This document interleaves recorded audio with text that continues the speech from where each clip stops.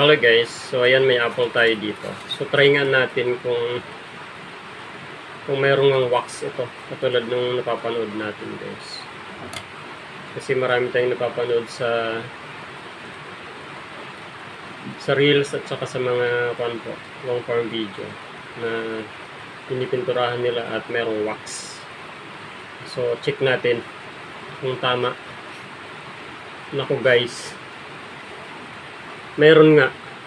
Totoo nga siya guys. Yan o. Lang dami.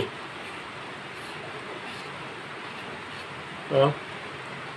Kaya pala makintab siya guys. Kasi may wax. Totoo guys oh. Ang dami oh. Naku, delikado na talaga. Oh. Ang kapal ng wax niya guys. Kaya pala sobrang kintab. Pabiruin niya nakakain natin. Totoo po yan, nakabibili lang nito. Huwag nang kumain po na kainin ang balat. Trinay ko lang talaga siya guys. Kasi marami akong napapanood. Pero yan nga, totoo. Dami palang wax.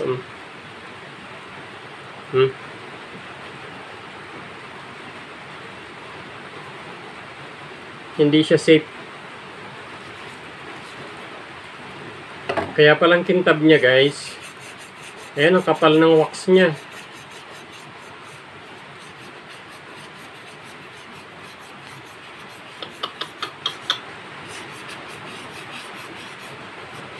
So hindi po safe na kainin ang balat ng apple.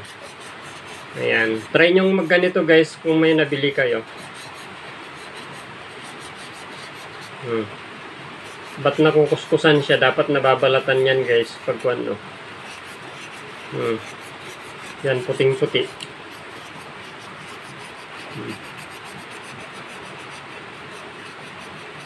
Kahit tugasan pala natin ito guys, hindi siya natatanggal. Kaya balatan na natin. Biruin mo yung wax na yan. Kakainin natin.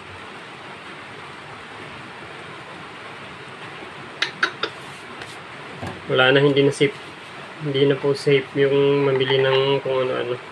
So mas maganda magtanim na tayo ng mga sarili natin na kakainin. Kanina ko pa siya kinukuskus guys. Ayan, pag-share po ng video natin para maging aware po ang lahat. Grabe.